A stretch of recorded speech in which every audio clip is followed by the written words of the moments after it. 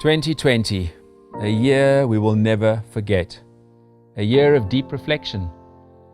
As our normality changed, so did our perspectives. We realized that much of what had been simply could no longer continue. As our excess, our prejudice, our mortality was suddenly put into sharp focus, we knew that change was inevitable, but also necessary. Conservation hunting too was exposed, the negative rhetoric always present.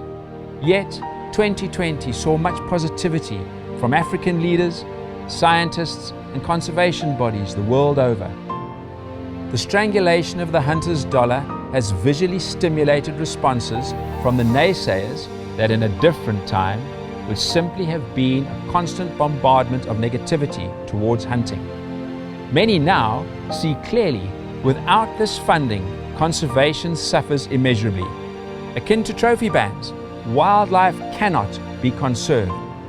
As the respected David Attenborough brought so chillingly to our worldly attention in his latest masterpiece On Our Planet, we have a mere 35% of the natural wilderness left, and that creates an unquestionable duty to drive 100% effort in maintaining and increasing this precarious reality. Conservation hunting can realize this unquestionable necessity. It is so much more than what we deemed hunting to be in the past. Our awareness of our social responsibility, the broader outlook in conserving more than our personal pleasure gained from this pursuit, must feature in how we project our passion to the world at large. Tonight, we have the opportunity to contribute to the gargantuan financial implication this conservation drive will require. Dallas Safari Club, a major role player in conservation hunting, hosts you all this evening, in the knowledge that your contribution will be the one that is made for the greater good of global wilderness survival. And that I ask, we approach this auction on a global scale. For as we now know, it is not about us, it is about our children, grandchildren, and the generations ahead of them.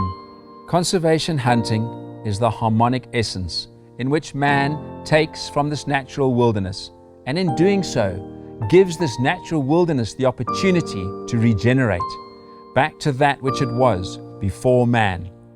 Yet, moral support and eloquent speeches will not win the day. The collective drive of this gathering of men and women whose passion and love of wild places ensures the conservation of our wilderness around the globe. The spark that must become a raging furnace for us to dispel the myth that conservation hunting does not work starts here this evening. Be generous. As for you to adventure, we need to overcome the challenges that lay ahead. Let us all remember, despite the miles that may separate us, why we have come together tonight. We are of quality and not quantity. Hunters will be the last bastion of defense against a misguided tidal wave of mythical opinion that threatens the last vestiges of wilderness. Let future generations know that it was the few and not the many that turned the tide.